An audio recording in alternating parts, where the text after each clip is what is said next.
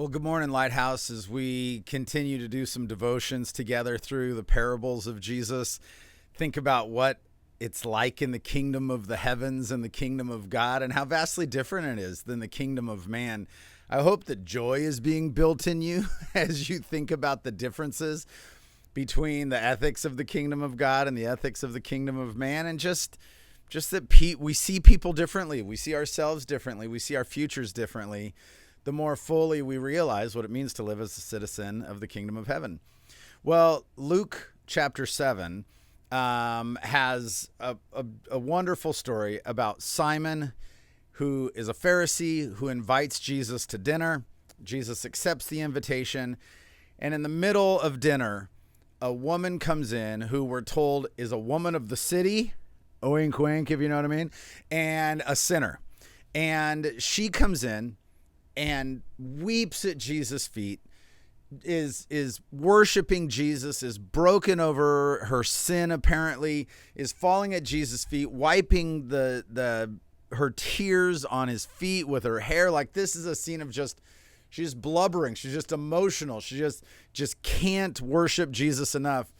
And Simon has kind of a cold reception to this woman and says, and thinks, well, if Jesus knew what kind of woman this was, he would stop her. Like, this is not an appropriate dinner party. Let's be fair. This is not an appropriate dinner party, behavior. And yet here we are. And Jesus can see what's going on with Simon. So he tells this parable. He says, Simon, I want to tell you something. Simon goes, well, go on, teacher, right? Very respectful, very polite. Yes, Rabbi, please teach. And Jesus says, a certain moneylender had two debtors. One owed 500 denarii and the other 50. When they could not pay, he canceled the debt of both. Now, which one will love him more? And Simon answered, the one, I suppose, for whom he canceled the larger debt. And he said to him, you have judged rightly. I'm going to preach through Luke in the near future, and I look forward to spending a lot of time with this. But just for devotions, can we just highlight a few things that just really do demonstrate the difference between the very religious kingdom of man that Simon lives in and the kingdom of the heavens in which Jesus is the king? So first of all, it really highlights the way we see people, the way Jesus sees people. He and Simon agree that this woman is a sinner. He and Simon don't agree about Simon. Simon looks at the woman and goes, she's a sinner. Jesus looks at Simon and says, so are you, man. You need forgiveness as much as this woman. There are two debtors here. One seems like they owe a little and one seems like they owe a lot. And we can figure out who's the one that actually owes more. But either way, neither one of these people can pay. So Jesus and Simon agree that this woman has racked up an unpayable debt to God. But what they don't agree on is Simon's debt. And us religious people should think about that. I think about parables like this all the time. That I too, apart from Jesus, have an unpayable debt to him. That should change the way I view people. This story also has something to say about the way people view Jesus. It has something to say about the way Jesus views people, also has something to say about the way people view Jesus. Simon has done a good thing for Jesus in this parable. It was customary. Simon is apparently, a sort of a big name in town. He's probably one of the more respected people. And so a traveling rabbi has come in, and Simon has heard his teaching and wants to know more, and has invited Jesus over to his house for dinner and maybe even to stay the night to host Jesus and the disciples. This is no small feat. He's fed them dinner. You guys know what it's like to have people over for dinner, and the cleaning and the preparation and the cooking. And so all this was going on, and Jesus was, being honored in a culturally appropriate way here. And yet He's a guest in Simon's home. Simon has invited the traveling rabbi Jesus into his home to kind of demonstrate that they're equals.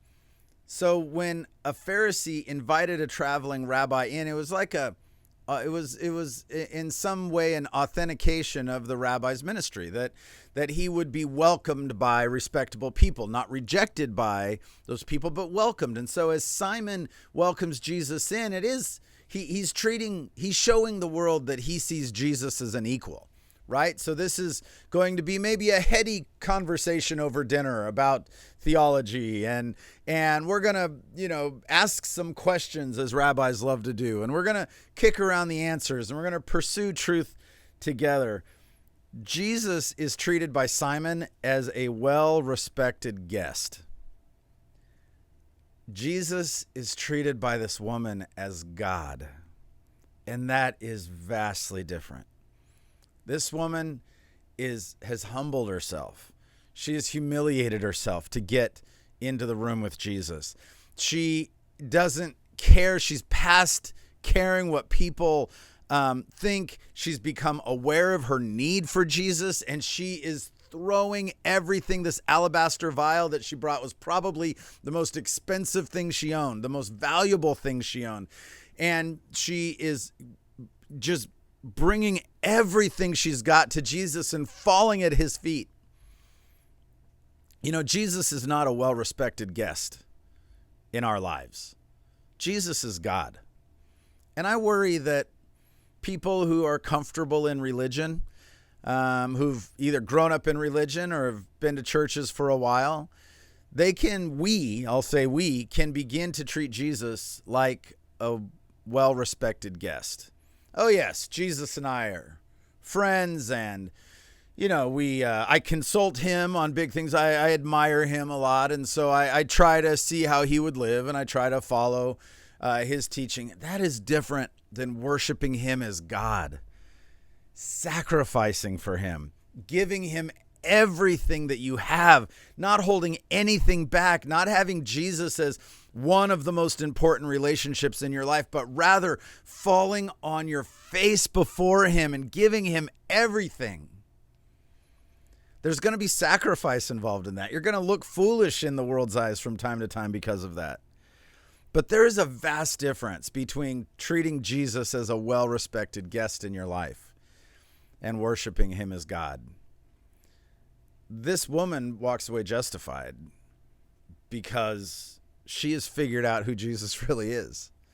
Simon sees Jesus as much as the world does. A good teacher, a well-respected religious figure. Jesus is not merely a well-respected religious figure. He's God.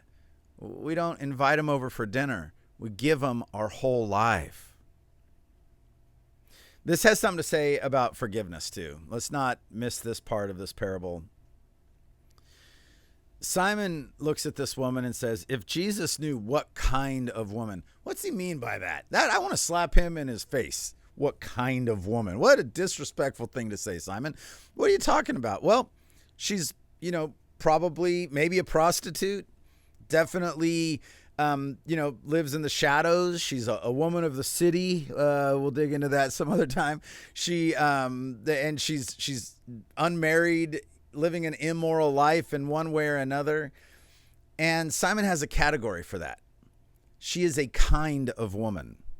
And we have categories like that too, for people who, quite frankly, we just think we're better than them. We think we're more moral, and we've missed the point of the parable if we don't understand that Simon and this woman both had an unpayable debt.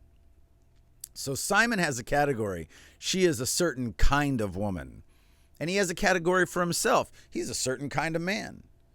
And the kind of person he is better, more savable, more ready to be in the presence of Jesus than whatever sort of person this woman is.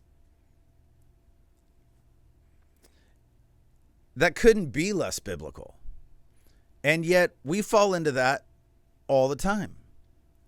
I even think so maybe it's that Jesus sees these two people as different kinds of sinners as well. Jesus sees Simon as a sinner. Jesus sees this woman as a repentant sinner, someone who has made the right decision. She's on her way home. Simon is not. And I'm even mindful that something really wonderful is happening in Simon's house right now. In the middle of this dinner party, there's a revival going on. like this woman is being saved in front of him. He is witnessing somebody who was living a completely immoral life turn their life around, give themselves to Jesus, become his disciple, his follower. He is witnessing a miracle of a changed heart. And he's missing the whole thing because he thinks he's a kind of person and she's another kind of person. What a tragedy. And I think we miss out on that too. I think it's very easy for us to miss out on some of the most profound things that God might do because we think we're a certain kind of person and people out there in the world are another kind of person. We need to be careful not to be Simon. Today, don't be Simon. Jesus is not your guest. He's your God. Worship him as God today. Give him everything. Don't offer a polite amount. Don't set an impressive dinner before Jesus and go, oh, you must really be honored by my gifts. Rather, throw yourself at him. Give him everything you've got. Sacrifice for him. See people like he does. Let's not miss what God's doing in our midst because it's happening with a certain kind of person. All right. Happy parables, guys. Be loved.